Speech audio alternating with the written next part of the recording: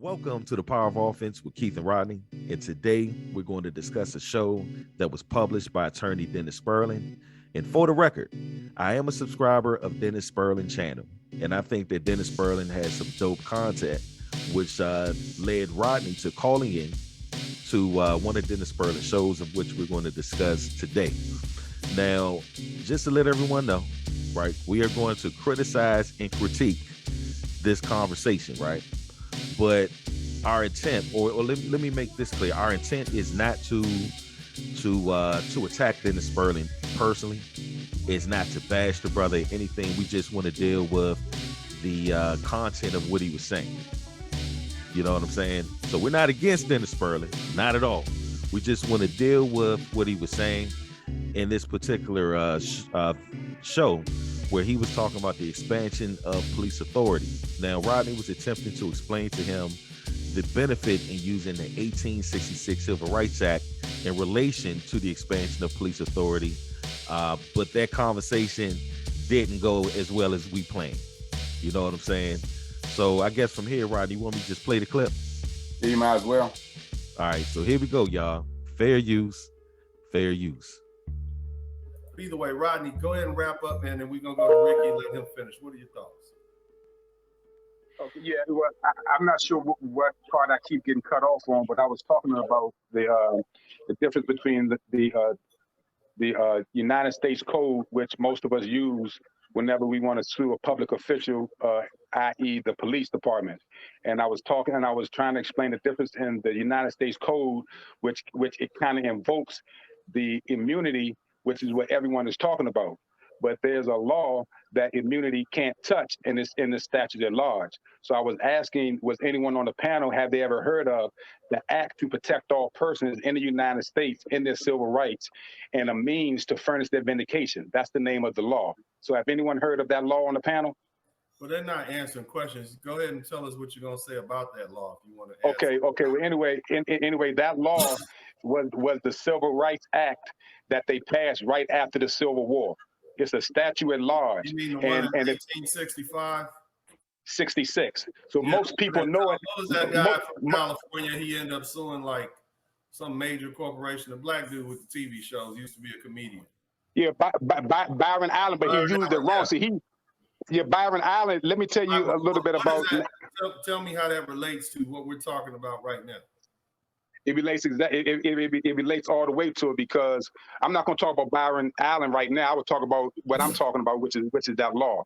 So if you're familiar with the Constitution had a supremacy clause. If you Google supremacy clause, it's going to be the Article 6 of the Constitution, and it says this Constitution, the laws of the United States, treaties that was signed, that may be signed, is the supreme law of the land. That's what it says, and then it has a clause in it. Federal law supersedes state law. That's what that's saying.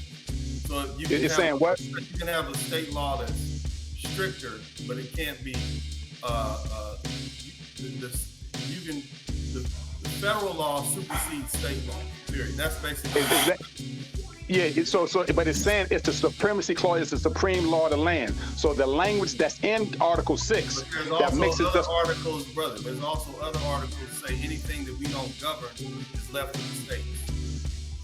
Well, I'm about to cap all that up. So if you don't raise your rights, you waive your rights. So whenever you're using the clause that I'm talking, the language that I'm speaking of in the Article 6 of the Constitution, because you have to at least start there, because that's the supreme law of their land. So, and the clause that I'm speaking of, it says any law to the contrary is notwithstanding.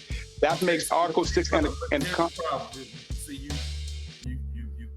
mixing and matching a lot of different concepts and a lot of different legal precedents, and there's a lot of no, I'm not. I'm actually speaking of just the Constitution. Sir, I'm a lawyer. I've been practicing law 21 years. I have an LLM in law, not just a JD, but an LLM. And I'm telling you, you're mixing and matching.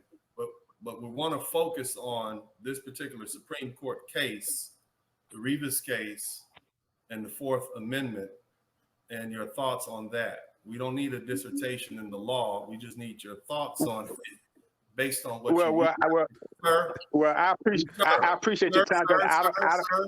Sir, You don't have to explain all the background. Just give us your conclusion. Go. Well, I don't have a thought on what you're talking about because the Fourth Amendment doesn't apply. I understand that you And the Fourth practice law. Amendment doesn't apply to who? With what you're talking about, if you're talking about civil rights case and being whooped by the police and how to defeat that, I'm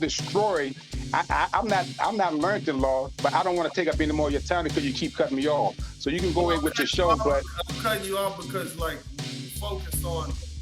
No, I'm focusing on trying to school the people because you're an attorney, so you don't understand the law that I'm actually. Have you ever heard of that law? And now you're talking about the Fourth Amendment, but I don't want to hold the show up. I talked about Byron Allen and how he used it. He used it wrong. He used it wrong, but he used it in a way that brought up the Article 1866. But I read his case. I read the opinions from the state level and the federal level, and he used Title 42, 1983, because that's the language that they picked out of the law that I talked about to make Title 42. So, but again, I don't want to go back and forth. Y'all guys have a nice day. All I'm saying, see, I hear what you're saying, but like you got to give us a conclusion, you know, and like I'm not gonna let people just ramble on and speak, and because you I'd already hung up. Different legal concepts. Yes, you did. I just wanted to get to the part where he said that you're mixing legal concepts. According to him, this is what he's saying. But I just want to say this real quick, Rodney, that Rodney and I have talked about this in the past several times. It is important, y'all, as laymen, that you know the law for yourself, because ignorance of the law is no excuse, not for Attorney Dennis Spurling, right? Not just for him, but even for us. You got to know the law, and Rodney is going to break down to you all what he was trying to explain to Dennis Spurling. Right. You can tell he's a lawyer because he'll try to take bits and pieces. What he do, he cherry pick what you're saying to better his position. So that's pretty much what he was doing. At first he was saying that let's talk about the act that I was speaking of. And then he said, well, let's talk about the Fourth Amendment. And then he said, let's go back and talk about the 66 Act. So he was kind of going back and forth and doing a brilliant job of cutting me off. But the point I was trying to make was, whenever you deal with Title 42, 1980, 1, 2, 3, 4, 5, 6, that's the United States Code. And the law that I was speaking of, which is the Act to Protect All Persons in their civil rights in the United States and the means of defense their vindications, is a statute at large. The Supreme Court says that there's a variance between the United States Code, which is Title 42, and the statute at large, which is this law on the screen, that the statute at law control, meaning that the statute of law, the law that I'm talking about, controls what the Title 42, which all of the attorneys are taught to use, which is defeatable in court all day long unless they want you to win. And then I was trying to let them know that the Constitution, how it says it's the supreme law of the land, he tried to water it down by saying federal law trumps state law. But it's you didn't play the part where he said that there's no supreme law, something like that. But no. With that one, just to let y'all know, we're going to do a separate video to deal with that, where he actually said that. Yeah. Right, but the language specifically in the Article 6 that I was trying to mimic was anything to the contrary is notwithstanding. I mean, anything to the contrary of the Constitution is notwithstanding. That's why they call it the supreme law of the land. That language right there. So whenever they lost the Civil War and part of the 13th Amendment, when they enacted it, they provided language for Congress to enact other laws to support and give more strength to the 13th Amendment, which was this act right here. And this act right here clearly say that anything to the contrary is notwithstanding. Any law, statute, ordinance, regulation, or custom to the contrary is notwithstanding. Meaning this is, you can call it the Black Constitution.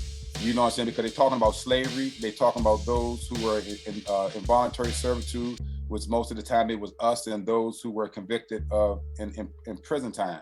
So, but we talking about the slavery piece. We're not talking about involuntary servitude because we didn't volunteer for anything. Right. So whenever they gave this law, they said anything to the contrary is notwithstanding. So if it's good for them, the Constitution, the Supremacy Clause, the supreme law of their land, anything to the contrary is notwithstanding. That means when they pass this law, anything to the contrary of this statute of law in 1866 is notwithstanding. That means this law here is bulletproof.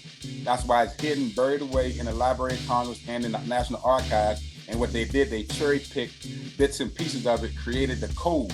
The code is a watered-down version of the law. That's why the Supreme Court says that the United States Code is controlled by the statute of law. So when you have a United States Code, you need to go to where the statute of law gave its rise to and get the real law to use to make it more concrete.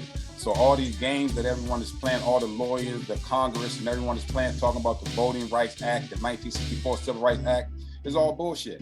You know, all they're doing is wasting our time pretty much because they know, or they ought to know, that this law exists, and it helps to have a stronger case when those who don't bring their own cases and they rely on attorneys, they can bring a strong case. And that's why I keep it saying ignorance of the law is no excuse, because if you have a civil rights matter, you should know the rights yourself in order to guide your attorney to win.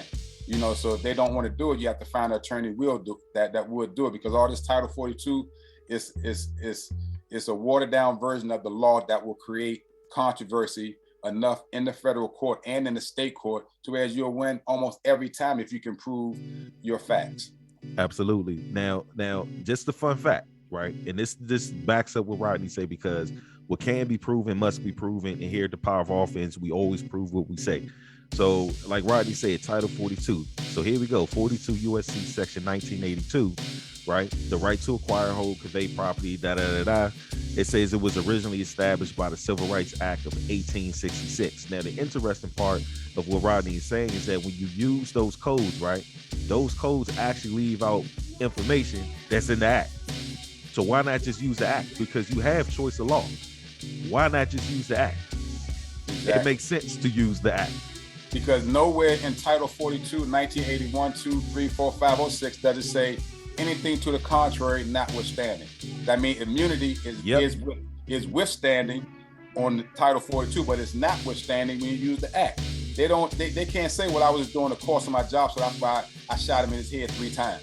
They can't hide behind, well, I was doing my job, so I ruled against him because I didn't want him to win against somebody else, or whatever the case may be. They can't use immunity whenever they violate your rights according to this law. Absolutely. You know, I'm not saying it. The law just explained it. Absolutely. You know what I'm saying? And inside the case law, it explains it even further. But when you come in with Title 42, it strips that bulletproof. In other words, you're taking off the bulletproof vest and you're putting on a hoodie. You know what I'm saying? You're going out to battle in a hoodie as opposed to a bulletproof vest when you come in the law using Title 42. And this is what the law is clearly saying. However, the brother Spurling, he doesn't know any better. So he know not what he do. I'm not really mad at him for real, because he explained he was a lawyer for 21 years and he learned from our oppressors. So do you think our oppressors will teach lawyers law to free and emancipate us? Hell no. But will Rodney and Keith go and study thousands of hours in the Library of Congress, in the law library, at the National Archives, to co-find the law where these laws come from to give us a better opportunity for free? Yes. We're not charging a penny in order to help you help yourself. But it's attorneys like that are so arrogant, like what's his name, Spurling or Sterling? Dennis Spurling, yeah, Spurling, yeah, like Spurling. I've never met an attorney that Arrogance. didn't think, one, they were smarter than us. I never met an attorney that, especially when you start talking about law, they start bringing up their resume. I don't care about your resume. I care about wins for our people. Absolutely. And I like how you put that too, Rodney. Now, another fun fact, I wanted to end with this too, is that the Civil Rights Act, right? It was, now I'm going to read what it says. It says the 1866 Civil Rights Act, which the Supreme Court found to be a constitutional exercise of Congress's power under Section 2 of the 13th Amendment. Basically, the enabling clause of the 13th Amendment is what produced the 1866 Civil Rights Act. So the Civil Rights Act is as, how can I put it, as pure in intent as you're going to get to the 13th Amendment. Can you quickly show them the Section 2 of Article of the 13th Amendment? Sure. Can you pull it up right quick to show them what it's saying? Yes. Section 2, y'all. Right here. 13th Amendment. Congress shall have the power to enforce this article by appropriate legislation. And the appropriate legislation that Congress found to use was the 1866 Civil Rights Act. Period. It was not Title 42, anything. There Yep. was the Civil Rights Act, and they put in a supremacy clause for us to use. They said neither slavery nor involuntary servitude except as a punishment for crime, whether the party was duly convicted. See, the word duly is key. You know what I'm saying? Most of us are not duly convicted. So this right here is clearly telling you, right back to the law, it doesn't matter your condition of slavery or voluntary servitude, except as punishment. They give you the 13th Amendment, and then it also tells you the power of this law, because any law that you make, which is any statute, any ordinance or regulation or custom, is contrary, notwithstanding. If it's to the contrary of this law, it's notwithstanding. That means it doesn't hold water. That means this law is bulletproof if you use it. And it gives you jurisdiction. It gives you everything you need. We're not going to go through the whole law, but it gives you everything you need to formulate your case and go attack, state or federal level. Absolutely. So y'all let us know what you think. You know, please drop us a comment in the comment section. Give us a like, share this video, and we'll catch y'all on the next one. Peace. We out. Peace, peace, peace.